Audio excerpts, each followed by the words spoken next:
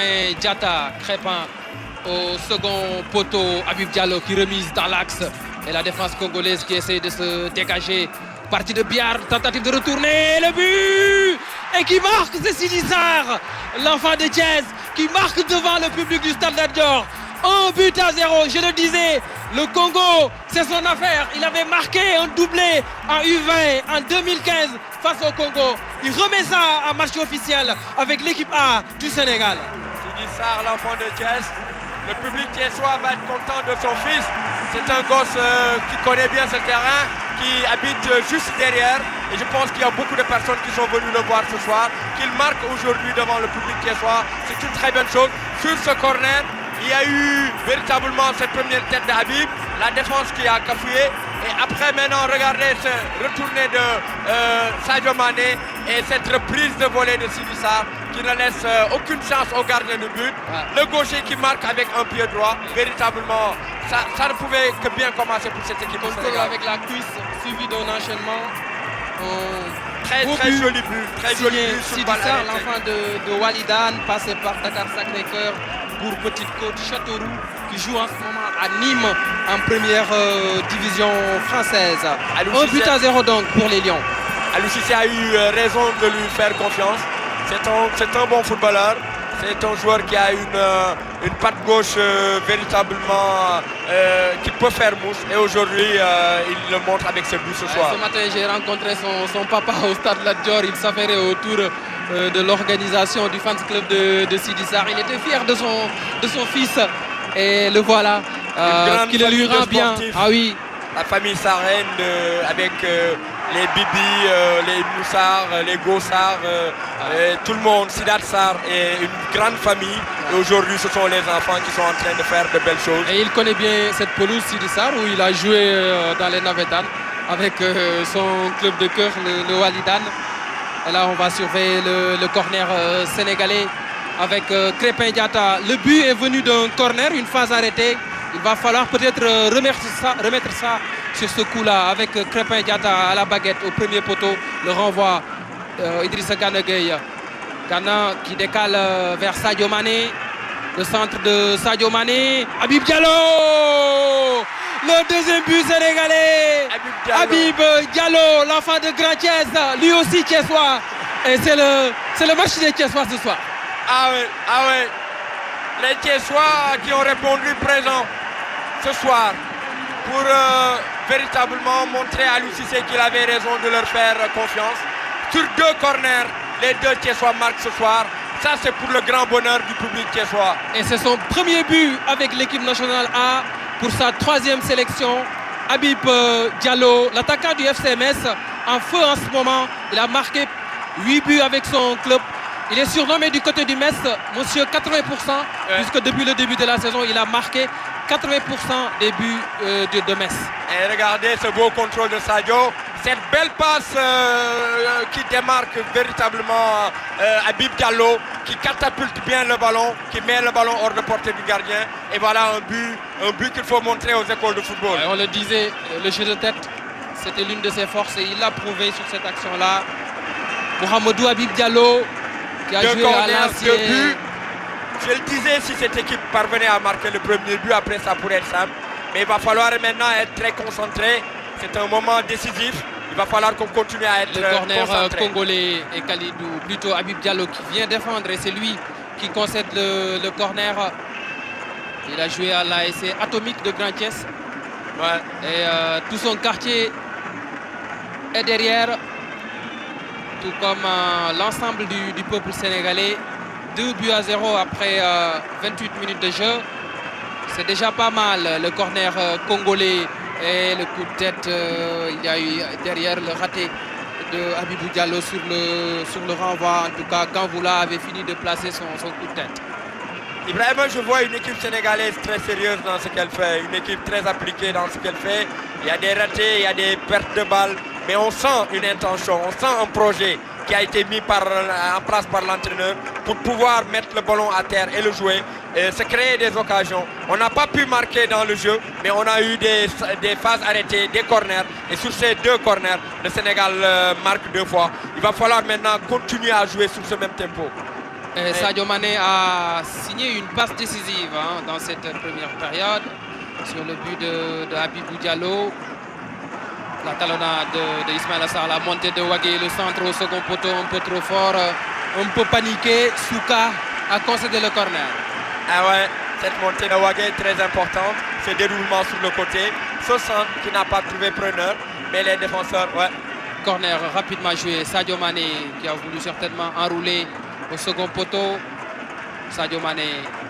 Il aime bien cette position. Et il combine beaucoup avec Crépin. Il y a déjà une relation technique intéressante entre les deux. Prince Ibara. Et ce qui est intéressant, regardez les Sénégalais, dès la perte du ballon, on voit un pressing à la perte pour empêcher la première relance. Ça aussi c'est intéressant. Empêcher à l'adversaire de progresser et regarder faire la faute pour pouvoir se replacer derrière. Ça aussi c'est important dans le football moderne. Racine Koli vers Habib Diallo. Il n'est pas en position de hors-jeu. Habib Diallo pour Sadio Mané. Ballon un peu trop fort. Ce qui a permis à Mafumbi de vite se relancer.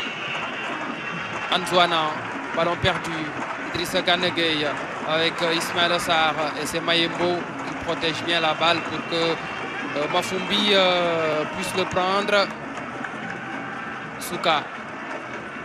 Regardez l'abattage du milieu de terrain sénégalais. Il ne laisse pas d'espace à ses joueurs et il les oblige à lancer le ballon parce qu'il n'y a pas d'espace au niveau du milieu de terrain. Chaque fois qu'ils sont passés, Sidi Sarr et Idrissa Gana Gueye ont récupéré les ballons. Je pense qu'ils sont en train de faire un match correct, ils sont en train de faire un match sérieux, ces Sénégalais. Gana Gueye qui s'appuie sur Kalidou Koulibaly. Sidi Sarr,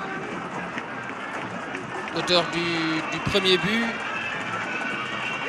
Sidi Sarr à nouveau.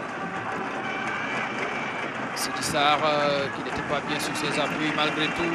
Il a devancé Italie. Racine Koli avec Crépin Diatta. C'est ça, il faut faire courir le ballon, il ne faut pas le perdre.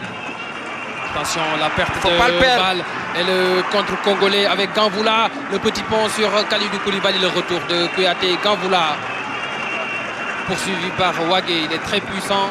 Silver Ganvoula, Lusuku. Et il y a une faute de main de Junior Makiese. Attention dans la phase de possession à ne surtout pas perdre le ballon dans les premières relances. Regardez sur ce ballon s'il n'y avait pas une bonne couverture de Kalidou Koulibaly. Il y aurait pu y avoir un problème pour notre équipe. Attention, il faut faire circuler le ballon, mais il faut faire des passes sécurisées, surtout dans notre premier tiers. Sidi Sarr avec Racine Koli, Crépin Diatta. Sidi Sarr qui a marqué son deuxième but en équipa après celui inscrit à Khartoum. Faute sur Ismaïla Sarr. Il est déjà averti Italie OCT, le milieu de terrain congolais. Aliou Cissé, son 54e match ce soir sur le banc de l'équipe nationale. Ismaïla, un joueur qui percute beaucoup, qui a de la vitesse, qui n'hésite pas à prendre l'espace. Et ces Congolais le connaissent à travers ce qu'il a fait en Coupe du Monde et en Coupe d'Afrique. Et ne veulent pas surtout lui donner de l'espace parce qu'il peut faire mal, très très mal quand il a le ballon. Faute de Bérangère Itoua sur Habib Diallo. Ses déplacements gênent cette équipe. Il bouge beaucoup, il dézone, il vient prendre le ballon.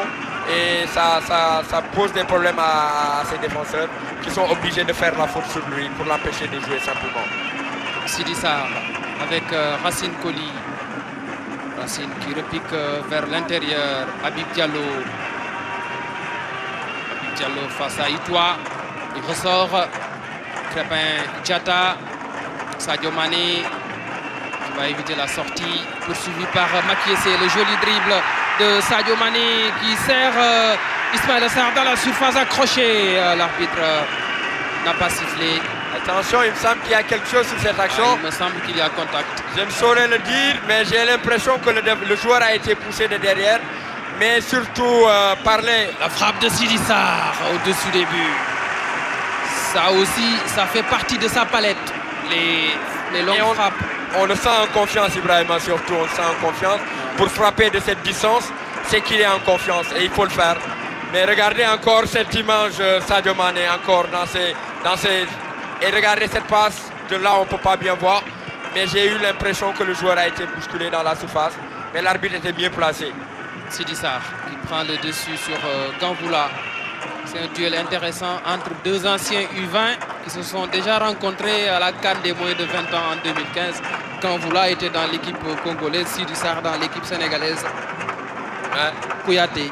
Comme quoi l'histoire est en train de se réécrire. Absolument. Même si ce n'était pas le véritable même scénario sur ce match-là. Absolument. On se rappelle que le Sénégal avait été presque éliminé sur ce match.